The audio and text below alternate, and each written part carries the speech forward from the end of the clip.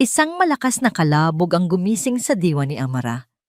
Napakurap-kurap siya. Ang mga mata ay mabigat pa mula sa ilang oras lamang na tulog. Sa tabi niya, sa ilalim ng mamahaling kumot, ay ang 3 araw niyang sanggol na si Lily, mahimbing na natutulog. Sa paanan ng kama, nakakalat ang isang folder ng mga puting papel. Ang ilan ay tumilapon pa, malapit sa ulo ng kanyang anak. Agad na kumabog ng malakas ang dibdib ni Amara. Isang malamig na takot ang gumapang sa kanyang sikmura nang makita kung sino ang may gawa niyon.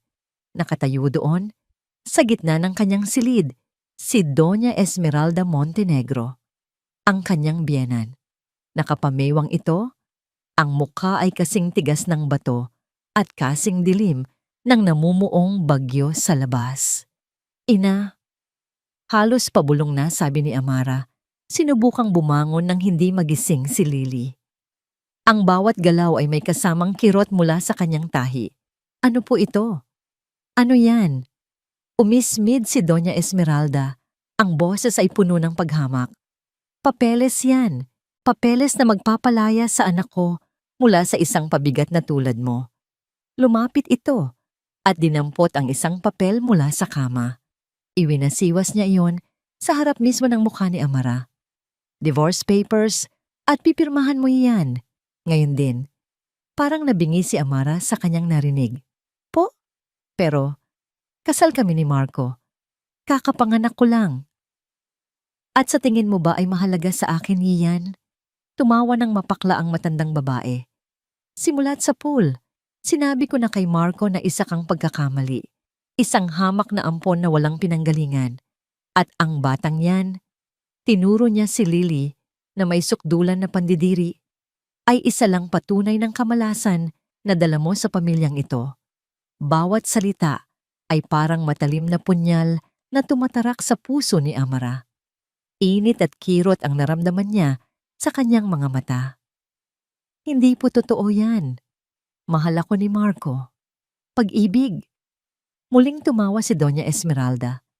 Ang pag-ibig ay hindi nakakain, Amara. Ang kapangyarihan at pangalan ang mahalaga. Isang bagay na hinding-hindi mo maibibigay. Kaya tapusin na natin to. Ibinato niya ang isang ballpen sa kandungan ni Amara. Pirmahan mo na! Nanginginig ang mga kamay ni Amara habang nakatitig sa papel. Nakita niya ang pangalan niya at ang pangalan ni Marco. Isang kasunduan na isinusuko niya ang lahat ng karapatan bilang asawa kapalit ng wala ni isang kusing. Hindi ko gagawin to. Gagawin mo. Ang boses ni Doña Esmeralda ay naging malamig at puno ng pagbabanta. Kung hindi, sisiguraduhin kong hindi mo na makikita pang muli ang anak mo. Sa sandaling iyon, bumukas ang pinto. Pumasok si Marco, ang kanyang asawa, ang ama ng kanyang anak.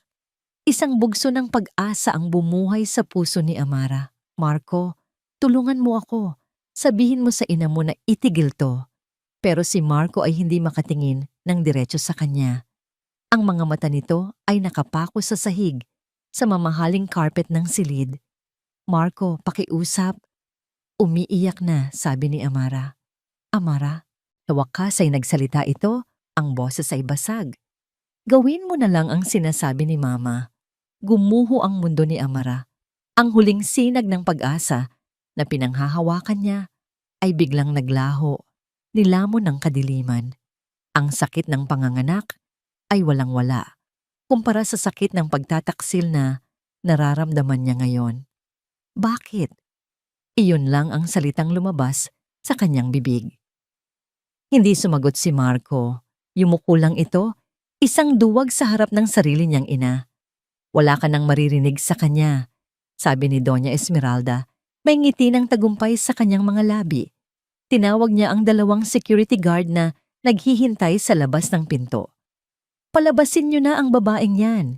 Sandali! Sigaw ni Amara. Ginamit ang lahat ng natitirang lakas para yakapin si Lily. Hindi! Wag ang anak ko! Marahas siyang hinawakan ng mga gwardya sa braso. Pilit siyang itinayo. Bitiwan niyo ako.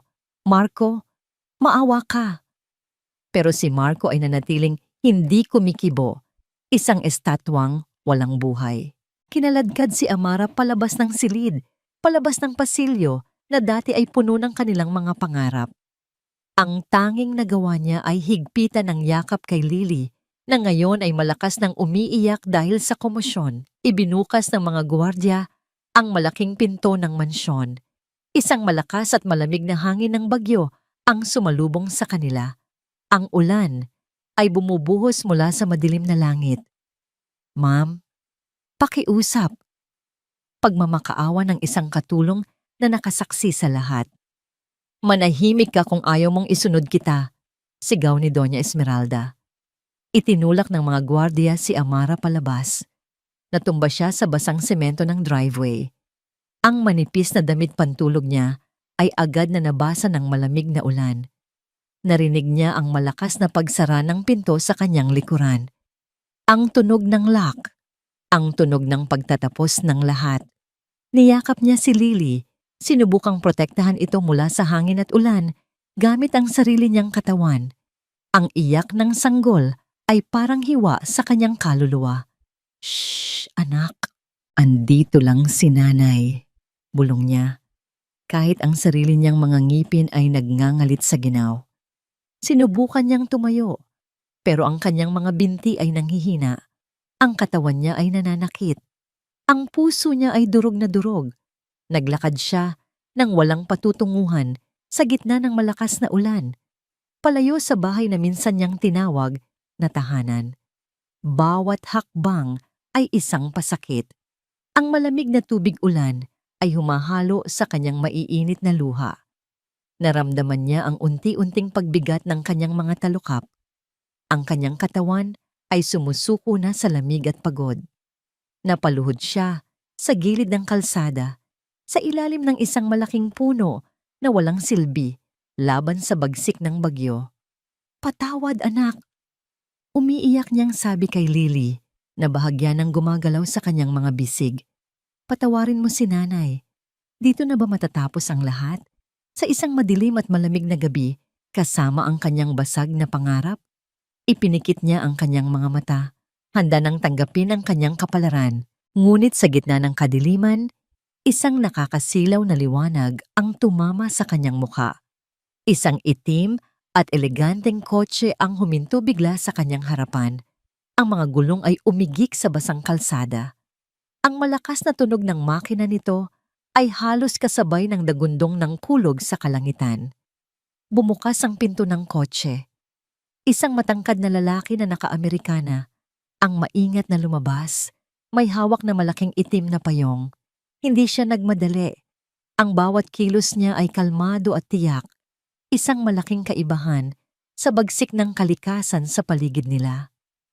Mrs. Amara Montenegro? Tanong ng lalaki.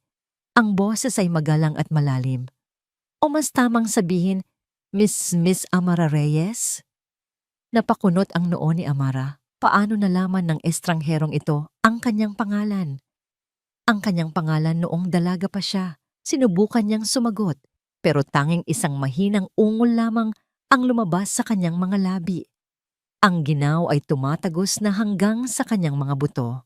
Lumuhod ang lalaki sa harap niya. Hindi inalintana ang pagdumi ng kanyang mamahaling pantalon. Huwag po kayong mag-alala. Narito ako para tulungan kayo. Ligtas na kayo. May kinuha ito mula sa loob ng kotse. Isang makapal at malambot na kumot. Maingat niyang ibinalot iyon sa mag-ina. At sa unang pagkakataon sa loob ng tila walang hanggang gabi, nakaramdam si Amara ng kaunting init. Sino ka? Hirap niyang tanong. Ako po si Attorney Benjamin Cruz, sagot nito. Pero mamaya na po ang mga paliwanag. Ang mahalaga ngayon ay madala ko kayo sa isang ligtas na lugar. Wala nang lakas si Amara para tumutol o magtanong pa. Ang tanging alam niya ay ang init ng kumot at ang pangakong kaligtasan sa boses ng lalaki. Dahan-dahan siyang inalalaya ni Attorney Cruz papasok sa backseat ng kotse. Isinara nito ang pinto at agad na naputol ang ingay ng malakas na ulan. Tanging ang mahinang tunog ng makina at ang pag-iyak ni Lily ang kanyang naririnig. Ang init sa loob ng sasakyan ay unti-unting nanunuot sa kanyang nanlalamig na katawan. Bago pa man siya tuluyang mawalan ng malay, naramdaman niyang umandar na ang sasakyan, palayo sa madilim na kalsadang iyon. Nagising si Amara sa isang malambot na sofa. Nakabihis na siya ng malinis at tuyong damit. Si Lily ay mahimbing na natutulog sa isang bassinet sa kanyang tabi. Balot sa isang mainit na pranela, may isang babaeng nakaunipormeng puti, isang private nurse na tahimik na nagbabantay sa sanggol. Iginala ni Amara ang kanyang paningin. Nasa loob siya ng isang napakalawak at eleganteng kwarto. Mula sa salaming bintana, na mula sahig hanggang kisame, tanaw niya ang kumikinang na mga ilaw ng buong syudad. Ang bagyo ay humina na at napalitan ng ambon. Mabutit gising ka na, Miss Reyes. Napalingon siya. Nakatayo roon si Attorney Cruz. May hawak na isang tasa ng mainit na tsaa. Isang doktor ang sumuri sa inyo kanina habang natutulog kayo. Ayos naman daw kayo pareho ni Lily.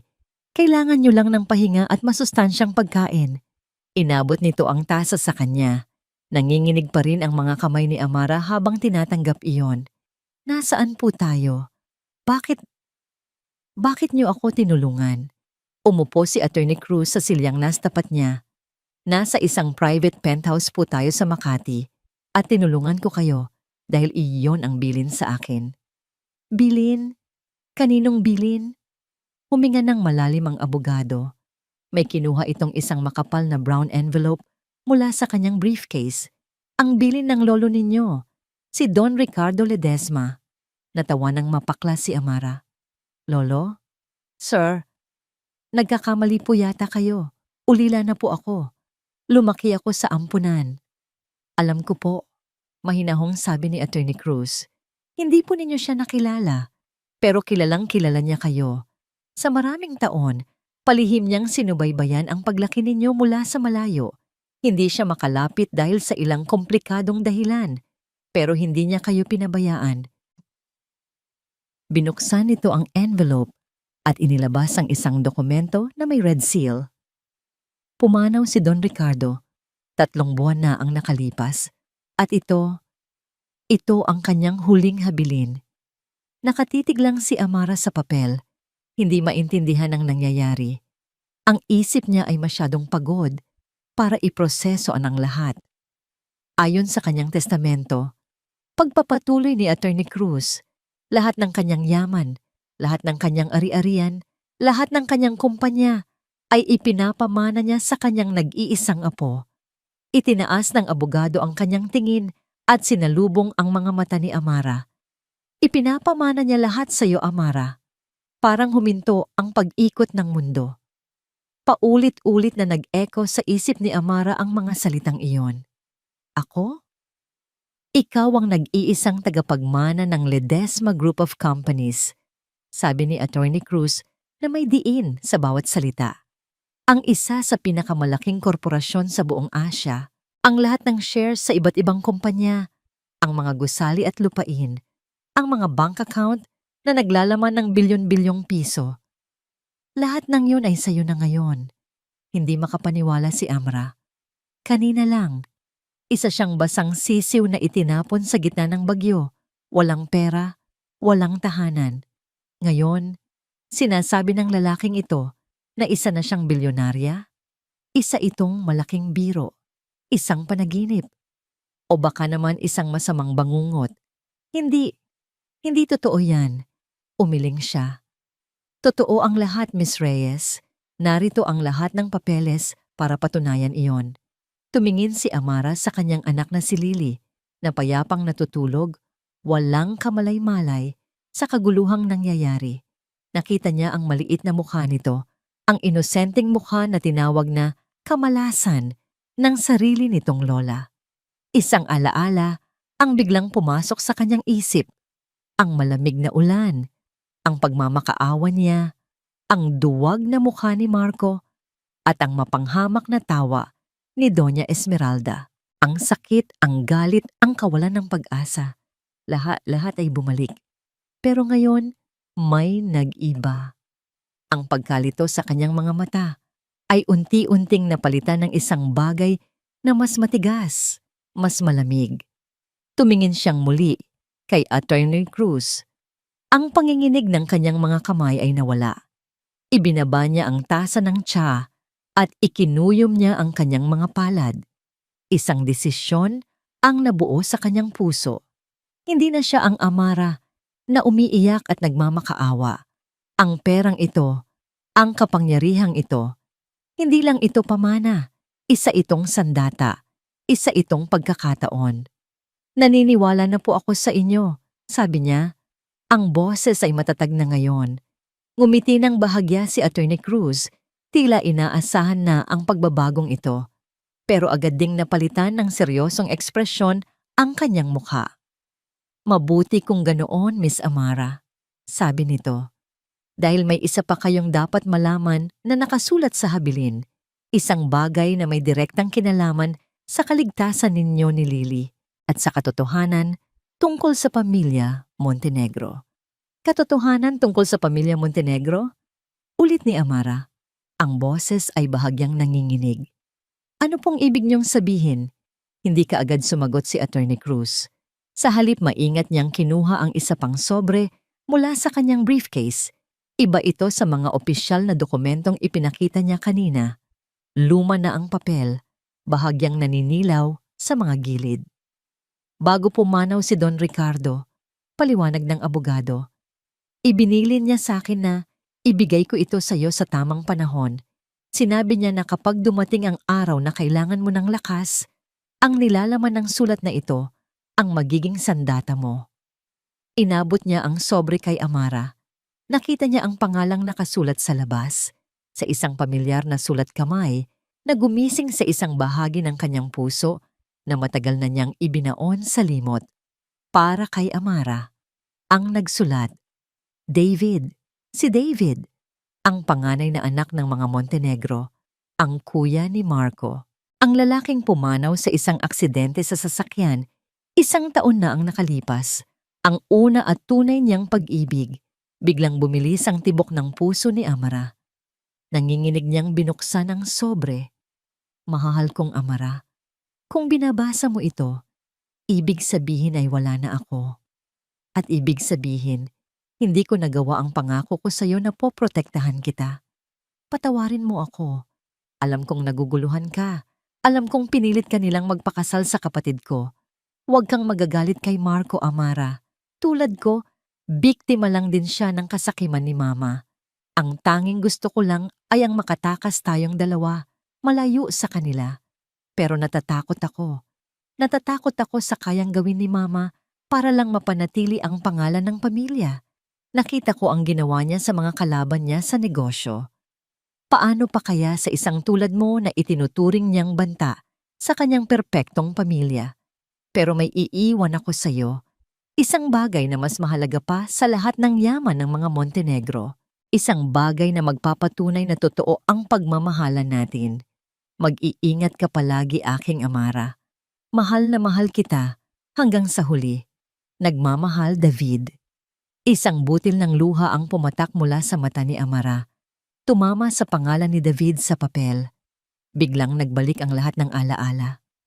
Naalala niya ang mga gabing palihim silang nagkikita sa hardin ng mansyon habang ang buong pamilya ay nasa loob. Si David, na may malungkot ngunit mabait na mga mata, ay nangangarap ng isang simpleng buhay kasama siya. Pagka-graduate mo, bulong nito sa kanya isang gabi, habang hawak ang kanyang mga kamay, aalis tayo dito. Pupunta tayo sa probinsya. Magtatayo tayo ng maliit na bahay malapit sa dagat. Paano ang pamilya mo? Tanong niya. Ikaw ang tagapagmana. Hindi mahalaga yon, sagot ni David. Hinahawi ang buhok na tumatakip sa kanyang mukha. Ang mahalaga ay ikaw. Ikaw ang yaman ko, Amara. Iyon ang huling gabi na nakita niyang buhay si David. Kinabukasan, nabalitaan na lang niya ang nangyari. Isang aksidente. Isang lasing na driver ang bumangga sa sinasakyan niya. Case closed. Pagkatapos ng libing, si Doña Esmeralda at Marco ay lumapit sa kanya. Sinabi nila na para maprotektahan ang kanyang reputasyon, kailangan siyang pakasalan ni Marco. Masyado siyang lito at durog noon para mag-isip ng tama. Pumayag siya sa pag-aakalang iyon ang tamang gawin. Pero ngayon, ang lahat ng piraso ng palaisipan ay biglang nagkabit-kabit sa kanyang isipan. Kaya pala ganoon na lang ang galit sa kanya ni Doña Esmeralda mula pa sa simula. Hindi dahil sa mahirap lang siya, kundi dahil alam nito ang tungkol sa kanila ni David. Kaya pala, bigla ang ipinilit ang kasal ni Lala ni Marco para pagtakpan ng isang bagay. Kaya pala, napatingin si Amara sa natutulog na si Lily. Tinitigan niya ang bawat detalye ng mukha ng kanyang anak. Ang hugis ng mga mata, ang manipis na mga labi. Hindi niya ito nakita noon dahil sa sobrang pagluluksa at pagkalito. Pero ngayon, malinaw pa sa sikat ng araw. Ang mga mata ni Lily ay mga mata ni David. Anak siya ni David. Bulong ni Amara sa hangin. Ang boses ay puno ng pagkamangha at sakit. Opo, kumpirma ni Attorney Cruz, na kanina patahimik na nagmamasid. Alam po iyan ng lolo ninyo, at iyon ang dahilan kung bakit kinailangan niyang kumilos ng palihim. Isang malaking eskandalo kung nalaman ng publiko na ang apo ng mortal niyang kaaway sa negosyo ay nagdadalang tao sa kanyang apo. Napahawak si Amara sa kanyang bibig. Ang pag-ibig niya ay hindi lang pala ipinagwalang bahala. Ginamit ito, nilapastangan. Ang buong kasal niya kay Marco ay isang malaking kasinungalingan, isang palabas na idinireke ni Doña Esmeralda para iligtas ang reputasyon ng pamilya. Ang pagtanggap sa kanya sa mansyon, ang pagpapanggap, lahat ay isang trap. At siya, sa kanyang pagkabulag, ay nahulog dito. Naramdaman niya ang pag-akyat ng init sa kanyang dibdib, isang galit na hindi niya kailanman naramdaman. Ang mga kamay niya ay kusa ng napakuyom sa ibabaw ng kanyang kandungan. Ang sakit na naramdaman niya kagabi sa gitna ng bagyo ay walang-wala, kumpara sa nararamdaman niya ngayon. Kagabi, pakiramdam niya ay biktima siya ng pagkamuhi. Ngayon, alam na niya. Hindi lang siya biktima ng pagkamuhi. Biktima siya ng isang masalimuot at malupit na panlilinlang. Yumuko si Amara at marahang hinaplos ang pisngi ni Lily. Hindi lang ito para sa akin, anak. Bulong niya, ang bawat salita ay may bigat ng isang panunumpa. Para ito sa hustisya ng tatay mo. Nag-angat ng tingin si Amara. Ang kanyang mga mata ay hindi na puno ng luha. Napalitan iyon ng apoy. Isang determinasyon na kayang tumupok ng lahat ng hahadlang sa kanya. Tumayo siya at lumakad papunta sa salaming bintana. Tumingin siya sa kanyang refleksyon. Ang babaeng nakikita niya ay hindi na ang mahinang Amara na itinapon sa ulan. Isa na siyang ina, isa na siyang tagapagmana, at isa na siyang babaeng may misyon. Humarap siya kay Attorney Cruz. Ang kanyang mukha ay kalmado, ngunit ang kanyang mga mata ay nagliliyab. Ihanda mo ang lahat. Utos niya. Ang boses ay matatag at walang bahid ng pag-aalinlangan. Simulan na natin ang pagbabago. 8 linggo. Sa loob ng 8 linggo, namatay ang dating Amara Reyes. Ang unang nawala ay ang kanyang buhok. Ang mahaba at alon-alon niyang buhok na sumasayad hanggang baywang. Ang buhok na laging hinahaplos ni Marco at sinasabing paborito nito ay walang awang ginupit. Ngayon, hanggang balikat na lang ito. Tuwid at matalim ang bagsak. Isang praktikal na estilo na hindi nag-iiwan ng lugar para sa sentimiento. Nakatitig siya sa kanyang refleksyon sa malaking salamin ng walk-in closet. Ang babaeng nakatingin pabalik ay hindi na pamilyar. Ang mga mata niya ay pareho pa rin, ngunit ang dating lambot ay napalitan ng isang matigas na determinasyon. Wala nang bakas ng luha o takot. Mama Mara, handa na po ang sasakyan, sabi ng kanyang bagong personal assistant mula sa intercom. Okay? I'm coming, sagot niya. Ang boses ay kalmado at kontrolado. Pinili niya ang isang itim na power suit at isang pares ng matutulis na stiletto. Habang isinusuot niya ang kanyang armor para sa araw na yon, isang alaala ang sumagi sa kanyang isipan, ang pakiramdam ng magaspang at basang semento sa kanyang balat, ang ginaw ng ulan, ang kawalan ng pag-asa. Ikinuyom niya ang kanyang mga palad. Hindi na muli. Hinding-hindi na muli siyang luluhod at magmamakaawa kanino man. Ang nakalipas na 8 linggo ay isang walang tigil na paghahanda.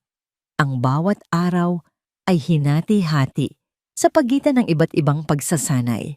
Sa umaga, nasa isang private gym siya, pinag-aaralan ang Krav Maga. Ang bawat suntok sa punching bag, ang bawat pagtadyak ay may kasamang alaala ng galit. Ang sakit sa kanyang mga kalamnan ay isang paalala na ang kahinaan ay isang pagpipilian. Natutunan niyang gawing lakas ang sakit, gawing sandata ang bawat hibla ng kanyang katawan. Sa tanghali hanggang gabi, ang kanyang utak naman ang hinahasa. Kasama si Attorney Cruz at ang pinakamagagaling na financial analyst ng Ledesma Group, nilamon niya ang daan-daang pahina ng mga financial report, legal document, at market analysis. Ang mga salitang dati ay parang ibang lengguwahe sa kanya. Leveraged buyout, hostile takeover, asset liquidation, ay naging mga salita sa kanyang bagong bokabularyo. Mga salita na gagamitin niya para wasakin ang isang imperyo. Sa hating gabi, kapag tulog na si Lily sa mga bisig ng yaya, hindi pa rin siya natutulog. Nakaupo siya sa kanyang opisina, pinag-aaralan ng isang particular na folder. Montenegro Corporation. Kinabisa niya ang bawat numero, bawat kahinaan, bawat sikretong utang ng kumpanya. Ngayon, ang araw ng kanyang unang pagpapakilala. Pagpasok ni Amara sa boardroom ng Ledesma Group, naramdaman niya ang titig ng 10 miyembro ng board. Puro sila mga matatandang lalaki na dekada na sa industriya, mga kaibigan at kasosyo ng kanyang lolo Ricardo. Nakikita niya ang pagdududa sa kanilang mga mata. Sino ang batang babaeng ito na bigla na lang lumitaw at umupo sa trono? Umupo siya sa kabisera ng mahabang lamesa. Hindi siya nagsalita kaagad. Hinayaan niyang pag-aralan nila siya, tulad ng pag-aaral niya sa kanila sa nakalipas na mga linggo. "Good morning, gentlemen." Sa wakas ay sabi niya, ang boses ay malinaw at hindi nanginginig. Isang matabang board member, si Mr. Ocampo, ang unang nagsalita. "Miss Reyes, ikinagagalak ka naming makilala. Ngunit kailangan kong itanong, ano ang iyong karanasan sa pamamahala ng isang multi-billion-dollar na korporasyon?" Isang direktang paghamon. Ngumiti ng bahagya si Amara. "Wala, sir. Ang tanging karanasan ko ay ang maging biktima ng mga taong ginagamit ang kanilang kapangyarihan para mang-api. At natutunan ko na sa mundong ito, kung hindi ka ang mangangaso, ikaw ang magiging biktima. Panahon na para ang Ledesma Group ang manguna sa pangangaso." Isang katahimikan ang bumalot sa silid. Ang mga board member ay nagkatinginan. Ipinagpatuloy ni Amara ang pagsasalita. Ipinapaliwanag ang kanyang paunang plano ng may kumpiyansa at linaw na ikinagulat ng lahat. Tumagal ng 1 oras ang pulong. Nang matapos ito, ang pagdududa sa mga mata ng mga miyembro ng board ay napalitan ng respeto. Pagbalik sa kanyang malawak na opisina, tinawag niya si Attorney Cruz at ang kanyang finance head. "Nagawa na ba?" tanong niya. "Yes, ma'am," sagot ng finance head. "Na-acquire na po natin ang lahat ng non-performing loans ng Buena Vista Land Corp mula sa 3 magkakaibang bangko. Sa ngayon, tayo na ang may-ari ng halos lahat ng kanilang utang. Ang Buena Vista Land Corp ay isang subsidiary ng Montenegro Corporation. Ito ang kanilang pinakamalaking proyekto, ngunit ito rin ang may pinakamalaking utang. Isang vulnerableng bahagi ng kanilang imperyo." Tumango si Amara. Isang malamig na kasiyahan ang gumuhit sa kanyang puso. Hindi ito masaya, kundi isang pakiramdam ng tamang hustisya.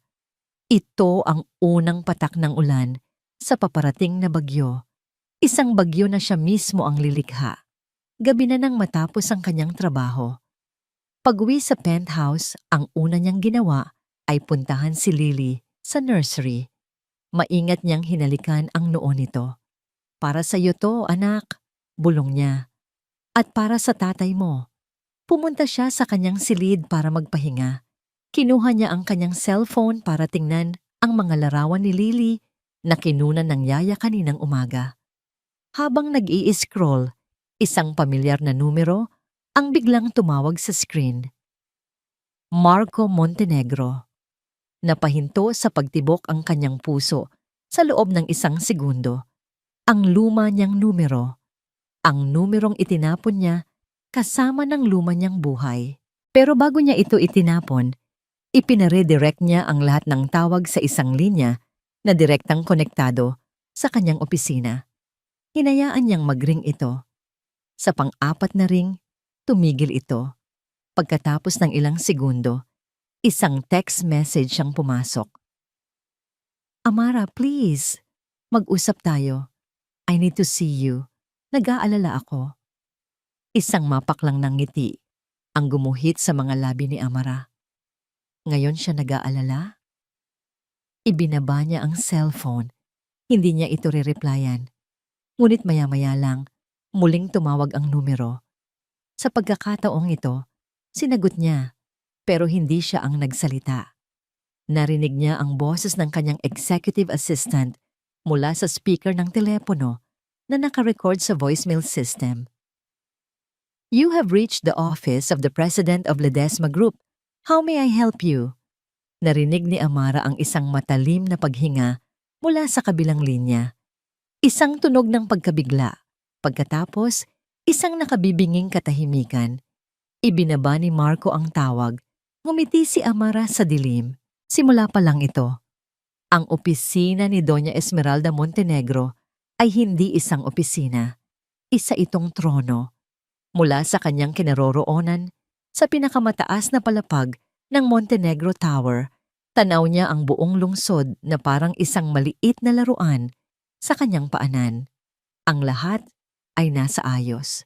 Ang kanyang lamesa na gawa sa dark mahogany ay walang kalat, maliban sa isang silver na pluma at isang report na naglalaman ng quarterly earnings ng kumpanya. Bawat numero ay berde. Bawat graph ay pataas. Perpekto. Tulad ng lahat ng bagay sa kanyang buhay. Isang mahinang katok sa pinto ang bumasag sa kanyang katahimikan. "Come in," utos niya. Hindi man lang inaalis ang tingin sa mga papel. Pumasok si Marco. Nakayuko ito. Ang mamahaling Italian suit ay tila hindi bumagay sa kanyang balisang anyo. Kaagad na kumunot ang noo ni Doña Esmeralda. Ang kahinaan ng kanyang anak ay isang bagay na kinasusuklaman niya. "What is it, Marco?" "I'm busy." "Mama," nagsimula si Marco nag-aalangan.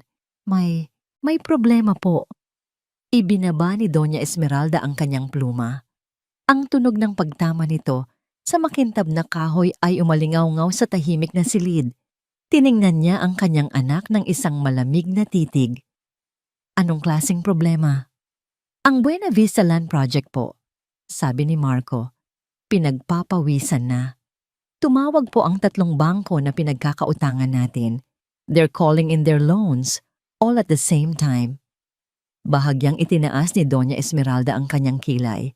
Isang pagkainis, hindi pag-aalala, ang kanyang naramdaman.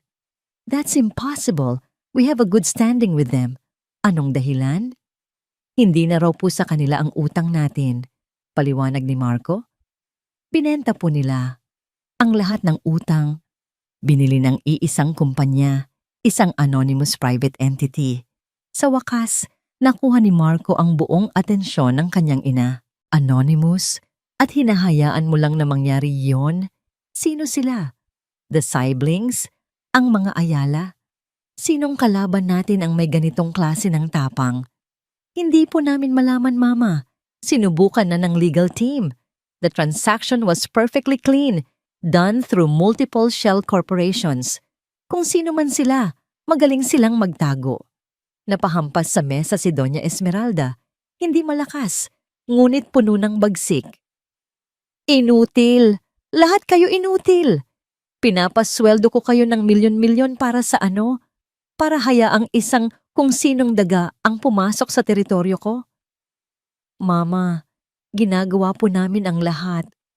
Ang lahat. Putol niya sa sinasabi nito.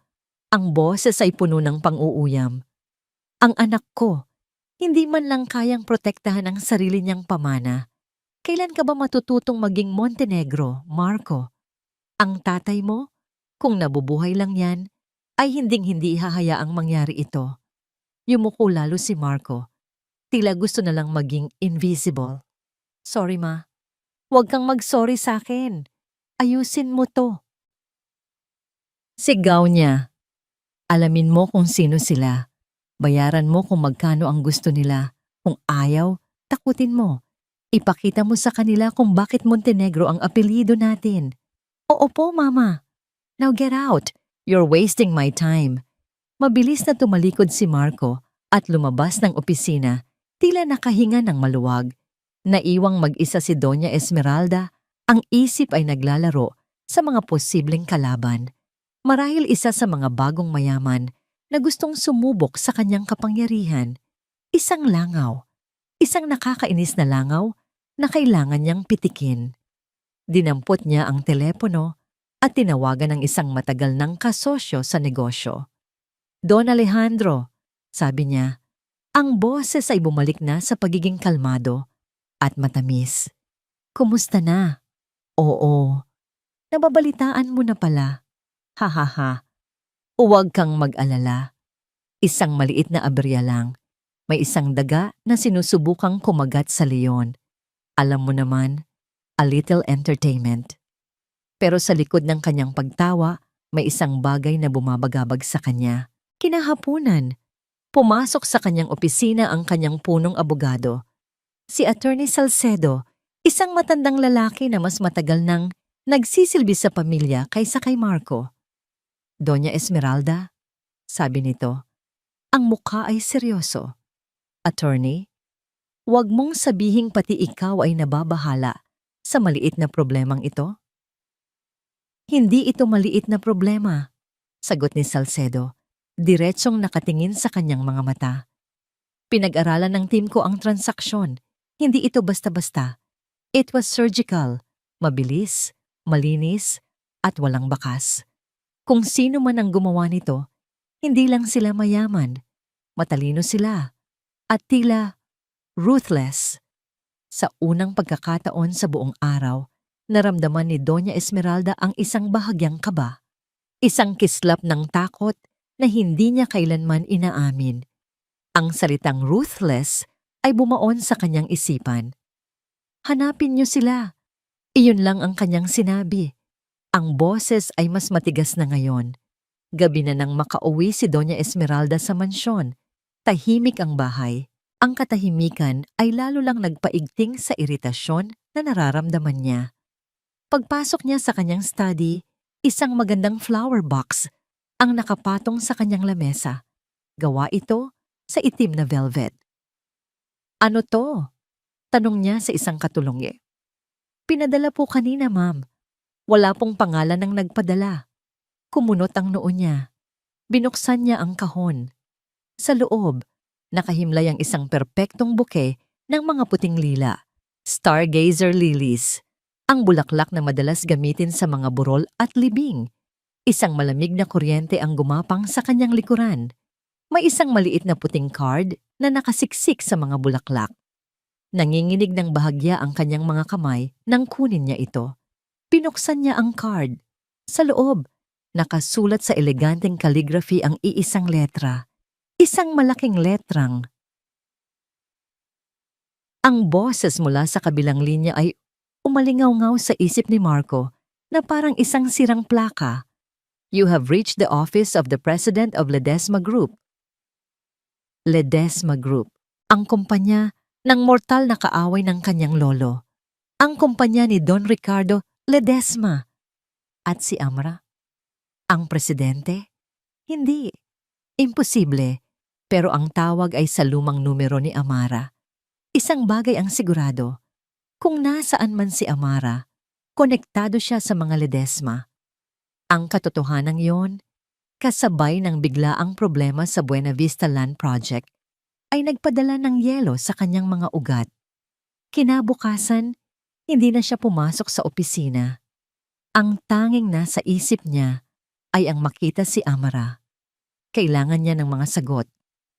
Nagmaneho siya papunta sa Ledesma Tower, ang nagtataasang gusali na simbolo ng kapangyarihan na laging kinaiinggitan ng kanyang pamilya. Pumasok siya sa Grand Lobby. Ang puso niya ay kumakabog ng malakas. "I'm here to see Amara Reyes," sabi niya sa receptionist. Sinubukang panatilihin ang awtoridad sa kanyang boses. Marco Montenegro, ang pangalan na dati ay kayang magbukas ng kahit anong pinto, ay tila walang epekto dito. Ang babae ay ngumiti lang ng professional. "Do you have an appointment, sir?" "No, but just tell her I'm here. It's urgent." "I'm sorry, sir, but the president's schedule is full for the entire week. You may leave a message." "Hindi mo naiintindihan," giit niya. Ang boses ay tumataas na. "Asawa niya ako. Kailangan ko siyang makausap." Ang ilang mga tao sa lobby ay napatingin sa kanila. Ang receptionist ay hindi natinag. Pindot lang ito ng isang buton sa ilalim ng kanyang desk. Sa isang iglap, 2 security guard na naka-Amerikana ang magalang na lumapit sa kanya. "Sir, is there a problem?" Napahiya si Marco. Ang isang Montenegro, pinapalabas ng security. Napabuntong hininga siya. Talunan. Tumalikod siya at naglakad palabas. Ang mga mata ng lahat ay nakasaksak sa kanyang likuran.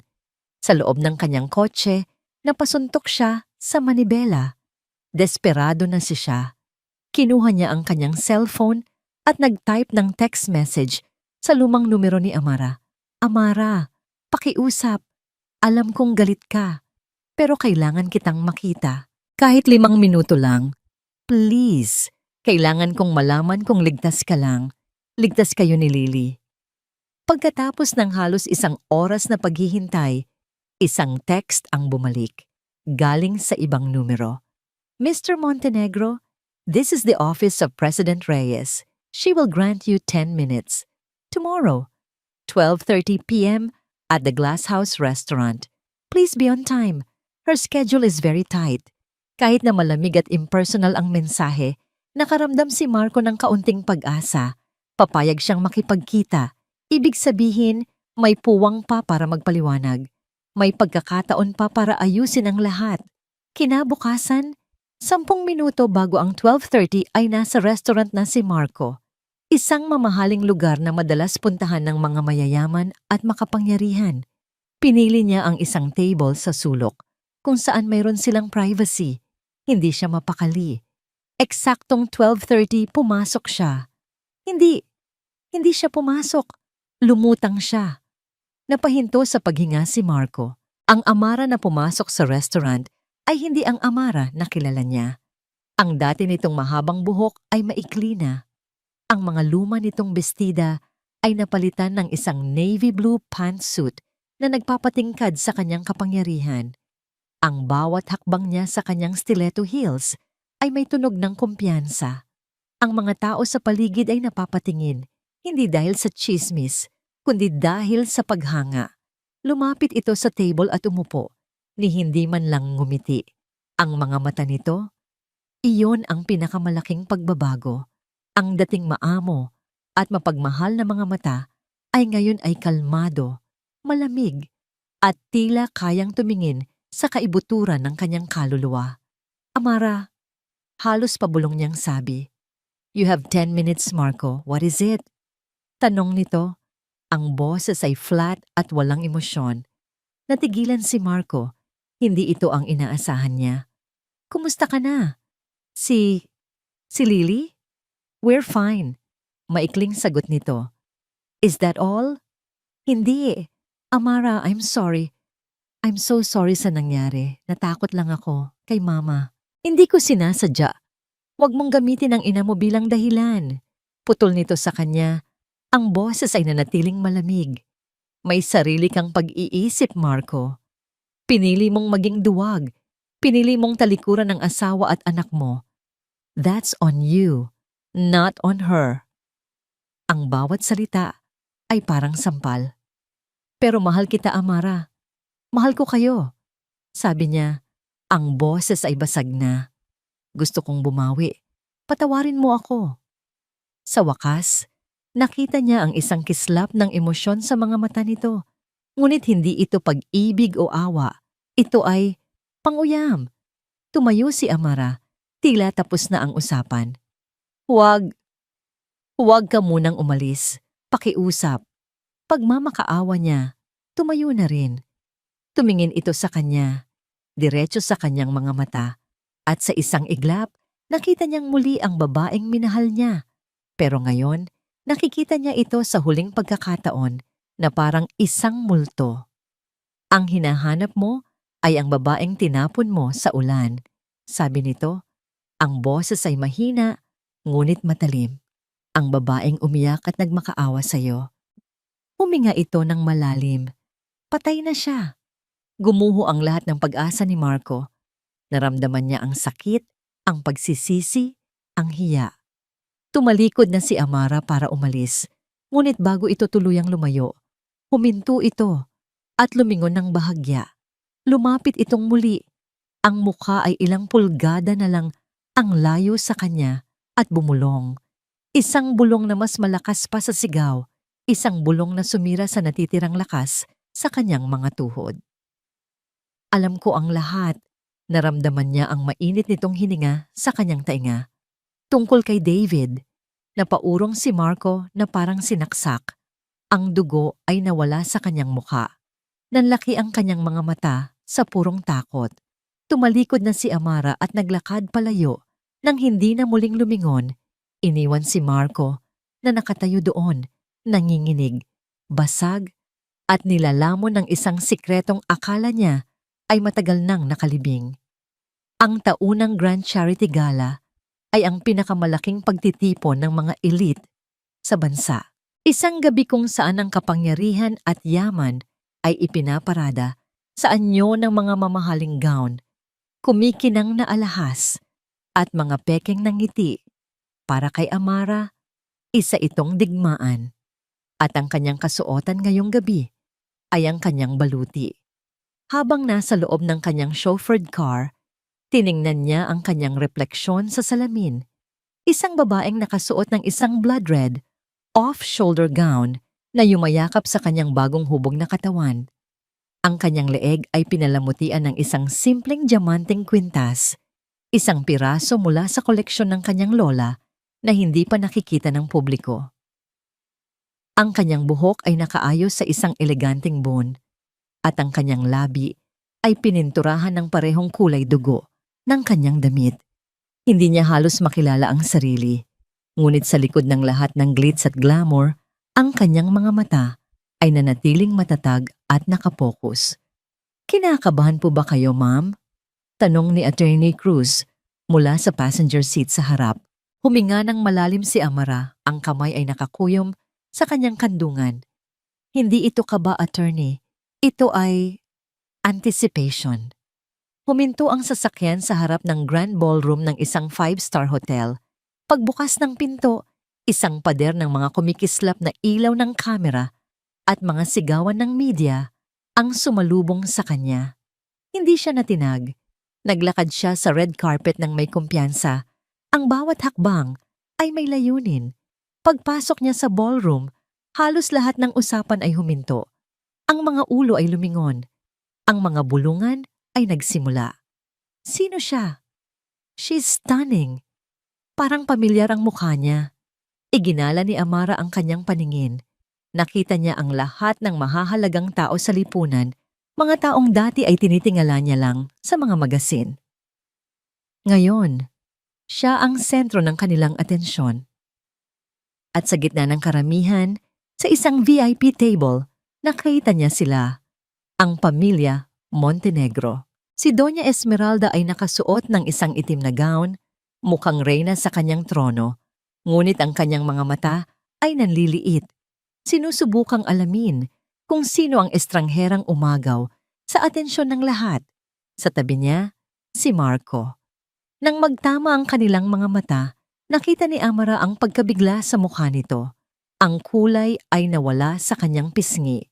Ang hawak nitong baso ng champagne ay bahagyang nanginig. Isang maliit, malamig na ngiti ang sumilay sa labi ni Amara. Iyon pa lang, isang maliit na tagumpay na. Naglakad siya papunta sa table na nakareserba para sa kanya sa tabi mismo ng entablado. Hindi pinapansin ang mga titig na nakasunod sa kanya. Pagkatapos ng ilang sandali, umakyat sa entablado ang host ng gabi. Ladies and gentlemen, anunsyo nito, ngayong gabi, we are honored to have with us the new driving force behind one of the country's biggest conglomerates, ang bagong presidente at chairwoman ng Ledesma Group. Please welcome Miss Amara Reyes. Isang malakas na palakpakan ang umalingaw-ngaw. Kung mayroon mang pagdududa kanina, ngayon ay napalitan na ito ng pagkamangha. Ang pangalang Ledesma ay may bigat na katumbas ng ginto. Pero sa table ng mga Montenegro, ang palakpakan ay parang tunog ng isang bombang sumabog. Nakita ni Amara ang itsura ni Doña Esmeralda. Ang pagkagulat ay mabilis na naging purong galit. Ang maskara ng pagiging sopistikada nito ay nabasag at sa ilalim nito ay ang pangit na mukha ng isang halimaw na natalo. Kalmadong umakyat si Amara sa entablado at tumayo sa podium. Magandang gabi sa inyong lahat. Simula niya, ang boses ay malinaw at malakas. Umaabot sa bawat sulok ng ballroom. Marami sa inyo ang marahil ay nagtatanong kung sino ako. Simple lang po ang sagot. Ako ay isang ina. At bilang isang ina, natutunan ko ang kahalagahan ng pagprotekta sa kung ano ang tama. Ang kanyang mga mata ay nakatuon sa direksyonan ng mga Montenegro. Ang Ledesma Group, sa ilalim ng aking pamumuno, ay magsisimula ng isang bagong kabanata. Isang kabanata na nakatuon hindi lang sa kita, kundi sa integridad. Isang kabanata ng pagbangon mula sa abo at pagtiyak na mayroong hustisya sa pagnenegosyo. Panahon na para panagutin ang mga taong naniniwala na sila ay mas mataas pa sa batas, mga taong yumuyurak sa iba para sa sarili nilang kapakanan. Bawat salita ay isang patama. Ramdam niya ang tensyon sa hangin. At para simulan ang bagong kabanatang ito, pagpapatuloy niya, ang kanyang boses ay mas tumatag. I am proud to announce na ngayong gabi, opisyal nang nakuha ng Ledesma Group ang lahat ng assets at responsibilidad ng Buena Vista Land Corporation. Isang proyektong napabayaan ngunit nakikita namin ang potensyal. Isang bagong simula. Ang anunsyo ay parang kulog. Isang pampublikong sampal sa mukha ng mga Montenegro. Ang kanilang kabiguan ay tagumpay na ngayon ni Amara. Ang mga kamera ay muling nag-flash. Pero ngayon, nakatutok na ang mga ito sa nanlulumong mukha ni na Doña Esmeralda at Marco. Pagbaba ni Amara sa entablado, sinalubong siya ng mga palakpak at pagbati. Pero isang tao ang humawi sa lahat para lang makalapit sa kanya, si Doña Esmeralda. Ang mukha nito ay nakangiti, ngunit ang mga mata ay nag-aapoy sa galit. Congratulations, Ija, sabi nito. Ang bawat pantig ay may lason. Napakagaling mong magtago, isang ahas sa damuhan. Ngumiti pabalik si Amara, isang nangiting kasing tamis ng pulot, ngunit kasing lamig ng yelo. Thank you, Doña Esmeralda. I had to learn to survive. Natutunan ko po mula sa mga pinakamagagaling kung ano ang hindi dapat tularan. Hindi na nakasagot ang matanda. Sa harap ng daan-daang kamera, ang tanging nagawa niya ay tumalikod at maglakad palayo. Ang kanyang dignidad ay basag-basag. Naramdaman ni Amara ang isang matamis na tagumpay. Ito na ang simula ng kanilang pagbagsak. Pagkatapos ng gabi, habang pauwi na siya sa kanyang sasakyan, ang pakiramdam ng tagumpay ay mainit pa rin sa kanyang dibdib. Sa wakas, naipakita niya sa kanila na hindi na siya ang dating Amara na kaya nilang tapak-tapakan. Umupo siya sa backseat, pagod ngunit masaya. Kinuha niya ang kanyang cellphone. Gusto niyang tawagan ang yaya, para kumustahin si Lily. Pero bago pa niya magawa iyon, isang mensahe ang pumasok mula sa isang unknown number. Binuksan niya ito. Isa itong litrato. Ang puso niya ay biglang huminto sa pagtibok. Litrato ito ni Lily, masayang naglalaro sa isang parke kaninang hapon. Ang kuha ay malayo, tila kinunan mula sa likod ng mga puno. Si Lily ay tumatawa, walang kamalay-malay na may nagmamasid sa kanya. Sa ilalim ng litrato, may isang maikling mensahe. Mag-ingat ka sa bawat galaw mo. Ang pakiramdam ng tagumpay ay naglaho na parang bula. Habang nakaupo sa loob ng sasakyan, ang tanging naglalaro sa isip ni Amara ay ang litrato ni Lily, ang kanyang inosenteng anak na walang kamalay-malay na nasa panganib. Ang banta ay malinaw. Kaya nilang kunin ang pinakamahalagang bagay sa kanya. Ang kanyang kapangyarihan at pera ay walang silbi kung hindi niya kayang protektahan ang sarili niyang anak. Bilisan mo! Utos niya sa driver. Ang boses ay nanginginig sa takot sa unang pagkakataon sa loob ng maraming linggo. Pagdating sa penthouse, tumakbo siya papasok. Hindi inalintana ang kanyang mamahaling gown. Naabutan niya si Lily na mahimbing na natutulog sa kuna nito, ligtas at payapa. Niyakap niya ito nang mahigpit. Nilalanghap ang amoy ng kanyang sanggol. Sa sandaling iyon, ang makapangyarihang presidente ng Ledesma Group ay nawala. Ang natira ay isang ina na takot na takot. Kinabukasan, nagsimula ang tunay na ganti. Ang unang bala ay hindi tumama sa kanyang kumpanya, kundi sa kanyang pagkatao. "Mom, I think you need to see this," sabi ng kanyang assistant. Ang mukha ay puno ng pag-aalala. Inabot nito sa kanya ang isang tablet. Ang screen ay puno ng mga headline mula sa mga tabloid at gossip websites. Sino ang misteryosang milyonarya? Mula sa ampunan, naging gold digger? Amara Reyes, iniwan ng anak para sa kayamanan. Ang mga artikulo ay puno ng mga kasinungalingan at kalahating katotohanan. May mga lumang litrato niya noong simple pa ang kanyang pamumuhay, itinabi sa mga paparazzi shots niya na nakasuot ng mga power suit. Pinalabas nila na isa siyang oportunista, isang masamang ina na mas pinipili ang boardroom kaysa sa nursery ng kanyang anak. Isang organisado at maruming atake sa kanyang reputasyon. Alam niyang si Doña Esmeralda ang may gawa nito. Gusto nitong sirain ang imahe niya bilang isang ina, ang nag-iisang bagay na hindi kayang bilhin ng pera. Idobol ang security ni Lily. Utos niya, sinubukang kontrolin ang galit at takot sa kanyang boses. Walang pwedeng lumapit sa kanya maliban sa atin. Walang pwedeng pumasok sa building na ito nang walang clearance mula sa akin. Sinubukan niyang ipagwalang bahala ang mga paninira. Ngunit ang mga salita ay tumatagos. Sa tuwing may makakasalubong siyang empleyado, naiisip niya, ito rin kaya ang iniisip nila tungkol sa akin? Ang pinakamasaklap na atake ay dumating kinahapunan. Gaya ng nakagawian, tinawagan niya ang private daycare kung saan pumapasok si Lily para sa ilang oras na socialization. Ngunit sa pagkakataong ito, ang sumagot ay isang guro na umiiyak. "Mama Mara, si Lily po, nawawala." Parang may humablot sa puso ni Amara at piniga ito ng buong lakas. "Ano? Anong ibig mong sabihin na nawawala?" "May tumawag po kanina, isang babae. Nagpakilalang assistant ninyo. Sabi po ay may emergency at kailangan ng sunduin si Lily. Tumugma po ang pangalan at ang plaka ng kotse na nasa listahan ninyo. Kaya po pinayagan namin." Hindi na narinig ni Amara ang iba pang sinabi ng guro. Nabitawan niya ang kanyang cellphone. Ang ingay ng opisina ay naglaho.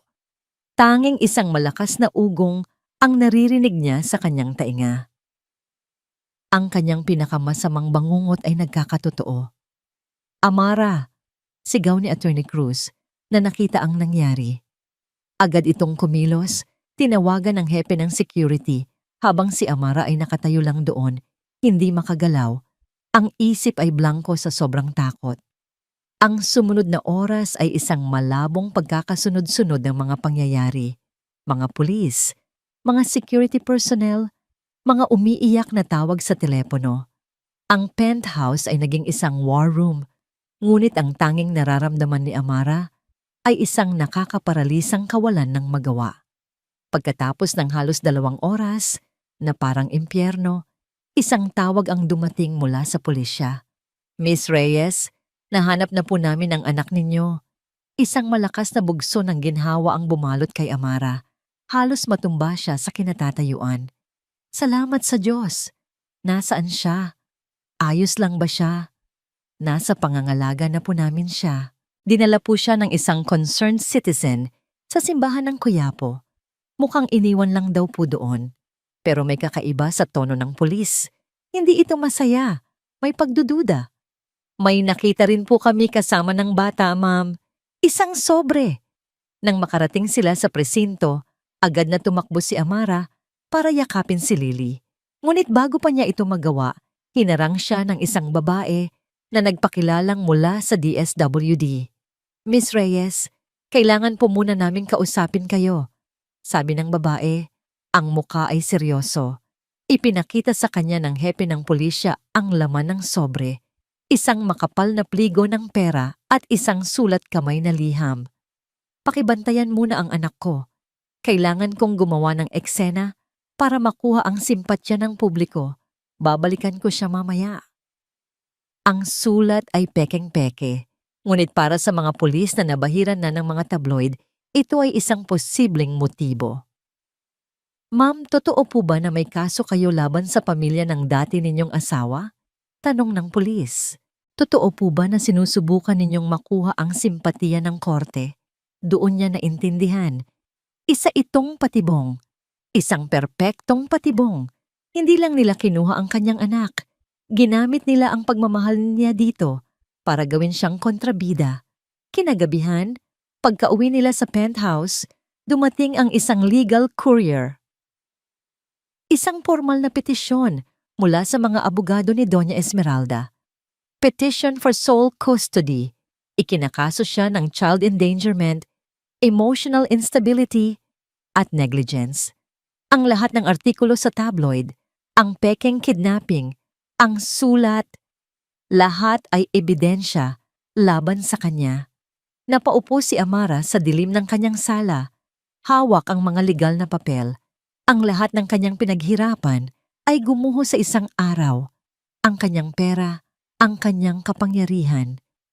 Lahat ay walang silbi laban sa akusasyon na siya ay isang masamang ina. Ito ang kanyang all is lost moment. Ang halimaw ay nananalo. Sa gitna ng kanyang kawalan ng pag-asa, isang security personnel ang lumapit. Ma'am, may nag-iwan po nito sa front desk. Para daw po sa inyo. Isang simpleng brown package, walang pangalan ng nagpadala. Walang gana niya itong binuksan. Sa loob, may 2 bagay lang. Isang luma at ordinaryong USB drive at isang maliit na piraso ng papel na may sulat kamay. 5 salita na magbabago sa lahat. Alam ng tatay mo ang katotohanan. Alam ng tatay mo ang katotohanan. Ang mga salitang yon ay paulit-ulit na umikot sa isip ni Amara. Sino ang nagpadala nito? Isang tao mula sa nakaraan ni David? Isang taong nakakaalam ng mga sikreto ng mga Montenegro. Nanginginig ang mga kamay niya habang isinasaksak ang USB drive sa kanyang laptop. Ang laman nito ay hindi mga dokumento o litrato. Ito ay audio files, mga recording. Ang unang recording ay isang pag-uusap sa telepono. Agad na nakilala ni Amara ang boses ng kausap, si David. Hindi ko na kaya to, Mama, sabi ni David. Ang boses ay puno ng pagod at galit. Mahal ko si Amara at buntis siya. Itatakas ko siya. Malayo sa inyo. Sumagot ang boses ni Doña Esmeralda, malamig at walang emosyon. Subukan mo, David. At sisiguraduhin kong hindi lang ang babaeng yan ang mawawala sa'yo, kundi pati ang magiging anak ninyo. Isang Montenegro ang nasa sinapupunan niya. Pag-aari ko ang batang yan. Ang sumunod na mga recording ay mas malala pa.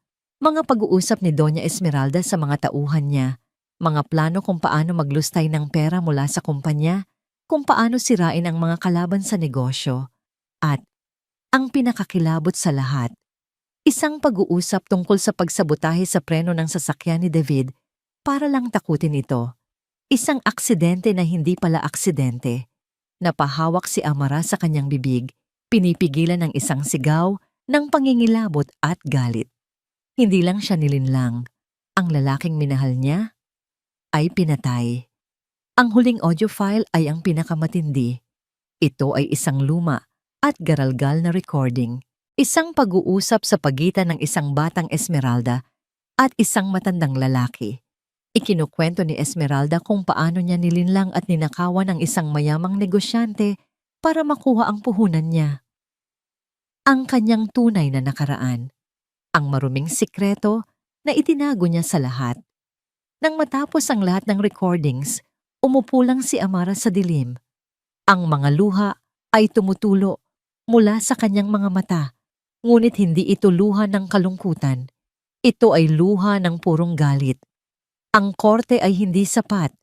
Ang simpleng pagkakulong kay Doña Esmeralda ay hindi sapat na kabayaran. Kailangan niyang wasakin ang nag-iisang bagay na pinakamahalaga para dito. Ang kanyang pangalan, ang kanyang reputasyon, ang kanyang legacy. Kailangan niyang gawin ito sa harap ng buong mundo. Kinabukasan, isang anunsyo ang ipinadala ng Ledesma Group sa lahat ng media outlets. Urgent press conference. Ledesma Group President Amara Reyes to address the malicious allegations and reveal the truth. Ang press conference ay gaganapin sa sarili niyang building, sa isang auditorium na kayang maglaman ng daan-daang reporter. At hindi lang iyon, ila-live stream ito sa lahat ng major social media platforms. Walang edit, walang putol.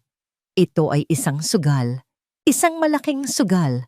Sa araw ng press conference, naroon ang lahat. Bawat TV network, bawat pahayagan, bawat sikat na blogger. Ang hangin ay puno ng tensyon at kuryosidad. Sa mansyon ng mga Montenegro, nanonood si Doña Esmeralda sa isang malaking TV screen, isang ngiti ng tagumpay sa kanyang mga labi. Tingnan natin kung paano iiyak ang batang yan sa harap ng kamera. Sabi niya kay Marco, na nakatayo sa tabi niya, mukhang isang kaluluwang ligaw. 2:00 ng hapon lumabas si Amara sa entablado. Hindi siya mukhang biktima. Nakasuot siya ng isang simpleng puting bestida. Ang mukha ay may light makeup lang. Kalmado siya. Determinado. Magandang hapon po sa inyong lahat. Simula ni siya, ang boses ay matatag. Inimbitahan ko kayo dito, hindi para pabulaanan ang mga kasinungalingan laban sa akin. Narito ako para ipakita sa inyo ang katotohanan. Hindi siya nagkwento. Sa halip sinabi niya, "Let's start with a phone call." Pinindot niya ang isang remote. Ang boses ni David at ni Doña Esmeralda ay umalingaw-ngaw sa buong auditorium. Isang kolektibong paghinga ng pagkagulat ang narinig mula sa mga manonod. Sa mansyon, nanigas si Doña Esmeralda sa kanyang kinauupuan. "Mama," bulong ni Marco, nanginginig. Isa-isang pinatugtog ni Amara ang mga recording, ang pagnanakaw, ang paninira, ang plano sa aksidente. Bawat audio file ay isang pako sa kabaong ng pangalan ng mga Montenegro. Ang mga reporter ay hindi na makapagsulat sa sobrang pagkabigla. Milyon-milyong tao ang nanonood online.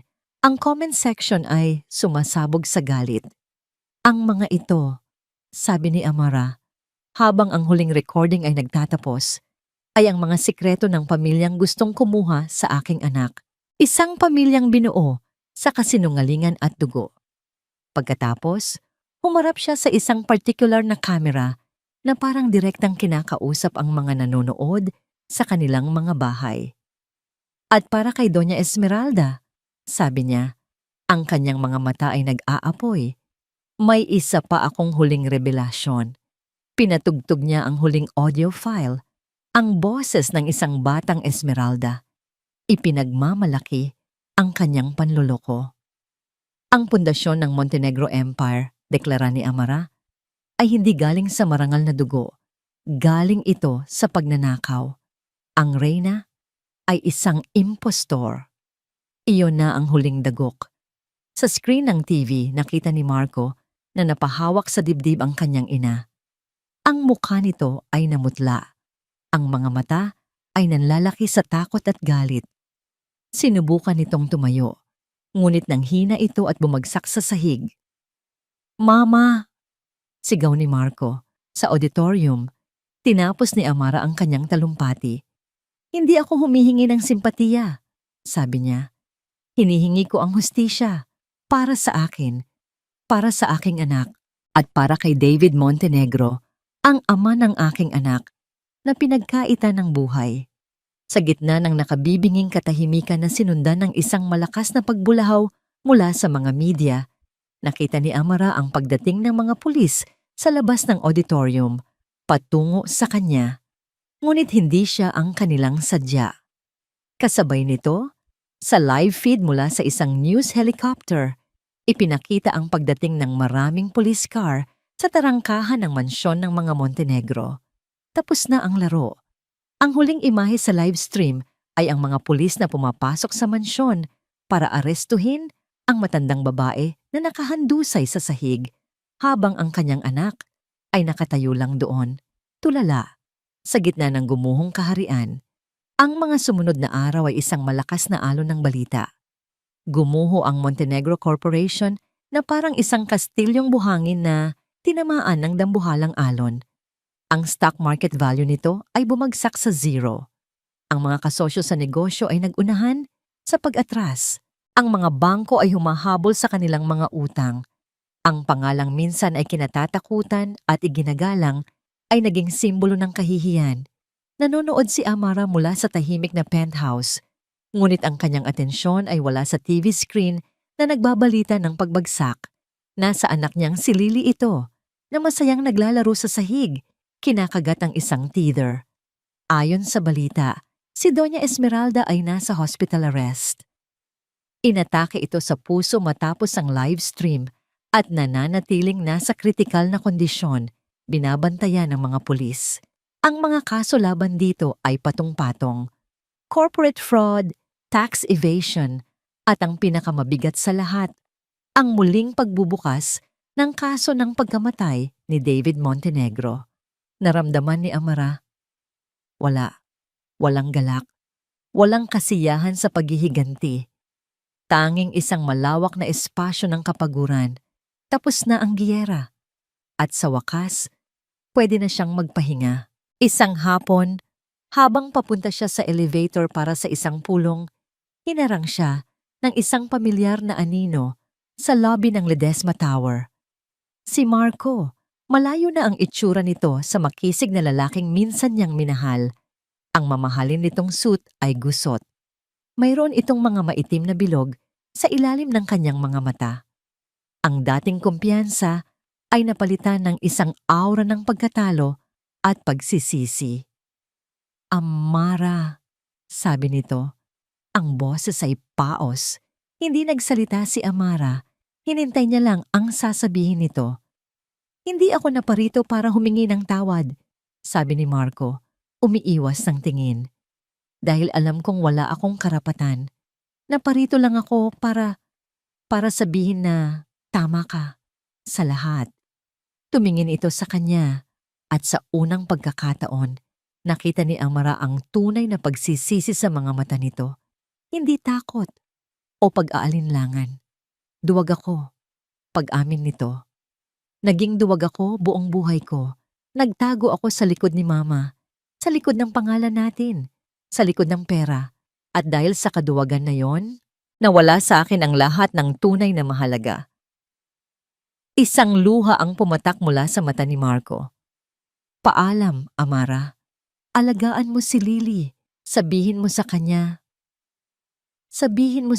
na may isang duwag na nagsisisi na hindi niya ipinaglaban ang pagmamahal niya. Hindi sumagot si Amara. Wala nang kailangang sabihin. Tumalikod si Marco at naglakad palayo. Isang anino na nilamon ng liwanag mula sa labas ng gusali. Pinanood niya lang itong maglaho. Pagkatapos, huminga siya ng malalim at pumasok na sa elevator. Isang kabanata ng kanyang buhay ang tuluyan ng nagsara. Kinabukasan, ipinatawag ni Amara si Attorney Cruz sa kanyang opisina. Attorney, gusto kong simulan ang pagbebenta ng shares ko sa Ledesma Group. Nagulat ang matandang abogado. Pero Ma'am Amara, kayo na ang may kontrol. Matapos ang lahat ng pinaghirapan ninyo, ang ipinaglaban ko ay ang kinabukasan ng anak ko, hindi ang isang trono. Sagot ni Amara, isang maliit na ngiti sa kanyang mga labi. Mag-iiwan lang ako ng sapat na trust fund para sa pag-aaral at kinabukasan ni Lily. Ang iba, ibenta ninyo. Gusto ko ng isang simpleng buhay, isang payapang buhay. Nakita ni Attorney Cruz ang determinasyon sa mga mata ni Amara. Hindi na ito ang babaeng puno ng galit na naghahangad ng paghihiganti. Ito ay isang inang naghahangad ng kapayapaan. Tumango ang abogado. Masusunod po, Ma'am President. Makalipas ang ilang linggo, malayo sa ingay at gulo ng syudad. Ang araw ay nagsisimula palang sumikat. Ang langit ay may kulay kahel at rosas. Nakaupo si Amara sa puting buhangin ng isang tahimik na beach, kung saan ang tanging maririnig ay ang banayad na hampas ng alon sa dalampasigan. Karga niya si Lily, na ngayon ay halos isang taong gulang na. Itinuturo ng bata ang papalabas na araw, bumubulol ng mga salitang siya lang ang nakakaintindi. Niyakap ni Amara ang kanyang anak nang mahigpit. Naramdaman niya ang init ng katawan nito, ang tibok ng maliit nitong puso. Ang lahat ng sakit, lahat ng luha, lahat ng laban, lahat ay may halaga para sa sandaling ito. Hinalikan niya ang tuktok ng ulo ni Lily habang pinapanood nila ang araw na unti-unting umaangat mula sa karagatan, nagbibigay liwanag at pag-asa sa isang bagong mundo. Ito na ang simula natin, anak, bulong niya, ang ating bukang liwayway. At dito po nagtatapos ang kwento ng pagbangon at pag-asa ni Amara para sa kinabukasan ng kanyang anak na si Lily. Sa lahat ng aming minamahal na tagapakinig, maraming salamat po sa inyong pagsama sa amin sa bawat kabanata ng kwentong ito. Salamat sa bawat pag-iyak, sa bawat pagkuyom ng inyong mga palad sa galit, at sa bawat pag-asa na inyong naramdaman kasama si Amara. Ang pagsulat sa paglalakbay ni Amara ay isang emosyonal na karanasan para sa amin. Ito ay isang paalala na sa likod ng bawat babaeng tila mahina ay may nakatagong lakas na kayang bumago ng mundo, lalo na kapag ang kapakanan ng kanyang anak ang nakataya. Nais naming iparating sa pamamagitan ng kwentong ito na ang tunay na kapangyarihan ay hindi nasusukat sa pera o posisyon. Ito ay matatagpuan sa tibay ng puso ng isang ina, sa tapang na bumangon mula sa pagkakalugmok at sa pagpiling-piliin ng kapayapaan para sa isang bagong simula. Ngayon, nais po naming marinig ang inyong saloobin. Ano ang pinakamahalagang aral na inyong natutunan mula kay Amara? Ano ang eksenang pinakatumatak sa inyong puso? Ibahagi po ninyo ang inyong mga komento sa ibaba. Ang inyong mga boses ay mahalaga sa amin. Hanggang sa ating susunod na kwento. Muli, mula sa puso ng aming team, maraming salamat po. Mag-iingat po kayo palagi.